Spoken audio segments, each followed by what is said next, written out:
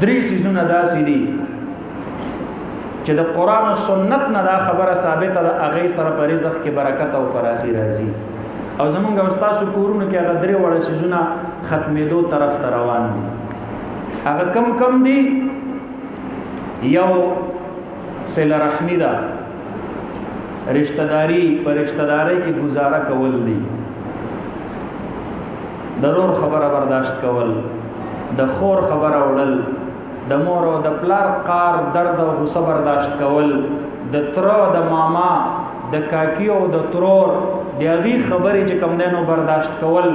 د وراره د خورئی د خورزه د ورېره د ورندار د تندار دا ټول د رښتې دي په دې کې گزاره کول کوم سړی چې د خپل رشتہ دارو سره گزاره کوي نبی علیہ الصلوۃ والسلام فرمایي د په رزق کې به الله فراخي او برکت راولي من احب ان يبسط له في رزقه فليصل رحمه قال رسول الله صلی الله علیه وسلم او چې کله رونه پاپس کې وران شي په دې به رزق تنګي راځي کله چې بچی د مور او د پلار سره په جنگ شي په دې به رزق تنګي راځي کله چې خپلوان په خپلوي کې د یو بل سره مشتو غریبان شي په دې کې به رزق تنګي راځي دا زه نه وایم دا جناب نبی کریم صلی الله علیه وسلم فرمایي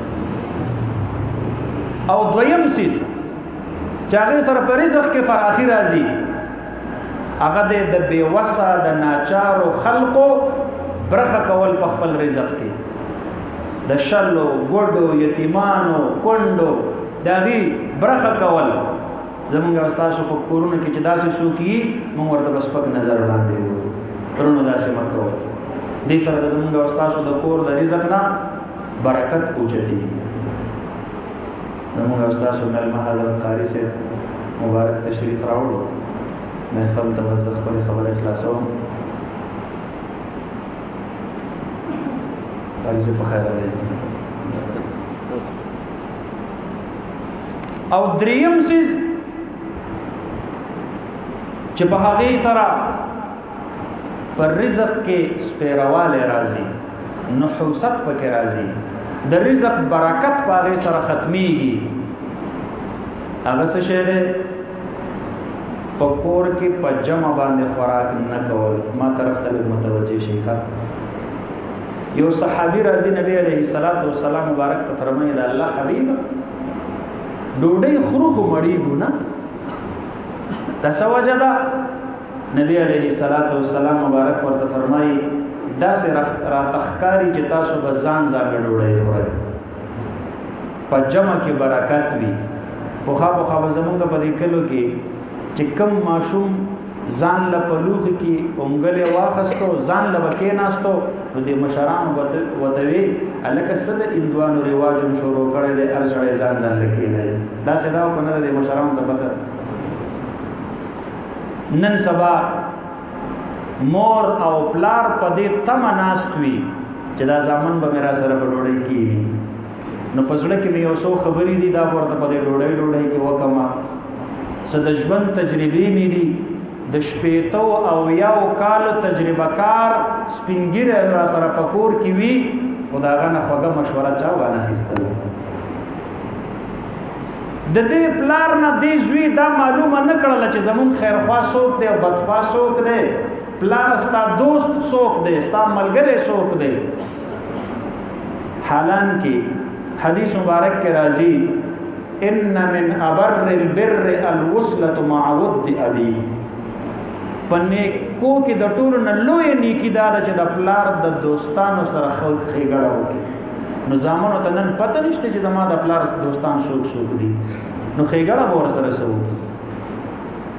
عبد الله ابن عمر رضی الله عنهما یو ورځ په یو لار روان دي سورلې باندې ناشته یو بوډا کاکا ورله مخې لورغه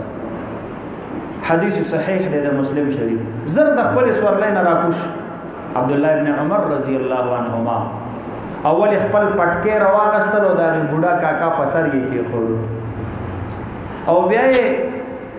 خپل صادر داغه نتاو کو او بیا هغه خپل سورلی هغه تپرې خودلا وی دا درې وړه تعالی ما درکړل نو یو ملګری ورته وای ویډیر سخی دي د ځان نه دی جوړ کړي دا و غریب باندې چې عربي سړی دی یو سیس به ورله هدیه کړي او پورا بوا نو دی ورته وایي وتا ته پته شته دی دا زما د پلار عمر ابن خطاب دوست دی او ما د نبی علیه السلام نه اوریدلی دي چې په نیکو کې د ټولو نه لوی نیکی د پلار د دوستانو سره ښېګړه کول نو نن سبا څوک پلار سره کینی نه چې ته معلومه کې چې ستا دوستان څوک دي اسه ور سره نه کینو چې په دې ډوړې خو ور سره ممکن ناشته کنا نو دې ځوانانو ورونو ته وایم چې په خپل کمرو کې د ډوړې خوړلو په ځای د مور او د پلار سره یو ځای ډوړې ته کینې دا دغه باندې کوي چې د خپل لاس سره پیږي او جانې یې ښه کیږي نه تم په وخت کې د قشانت ماشوم وي چې کله ډوډۍ باندې خوړل ځان باندې ښه کاو کپڑے باندې ښه کولې او دې پلار بدل یو وړې راخستل او تعالی په خپل کې خدلا نن دې ضعیف العمر شو د پورې ټوکې مکو تا د پاره خبره ده چې تخپل صادر رواخلې او د په زنګون باندې د پاسه خور کې چې د لاسه چرته د نوړې پریوزي کپڑے یې ښانه شي او بر واخلا په خپل ولا لاس وینځه او بیا ورته مخه ته پسته ډوړې مخه ته کوا او چې د کم سیس په خوراک کې خوخي هغه ورله مخه ته کوا یو وخت کې ته ماشوم وي او چې ستا به کم سیس خوخونه دې پرار بدله اغستو تعالی به درکاو راشه لکه بدله خو خلاصه کړه نو د مور او د پلار سره ډوډۍ ته کېنئ رونه کو داغي وخت کور ته دراتللو یو نوي نو رونه یو بل ته انتظار کوي انتظار یاره اورېږه ډوډۍ تیاره ده خو ورور مې را روان دی په فلان کې ځای کې ټلیفون ورته وکړه ورور ته کوم ځای را روان یې زه به ستا ته ډوډۍ ته دقه شانتې ناست یم دې سره به آپس کې محبت سیوا کړي دې سره به ستاسو په رزق کې الله فراخي راولي نبی علیہ الصلوۃ والسلام د صحابي ته فرمایي زما په خیال تاسو لکه چې ځان له ډوډۍ خورئ په جمع باندې په دسترخوان یو ځای ډوډۍ نه خورئ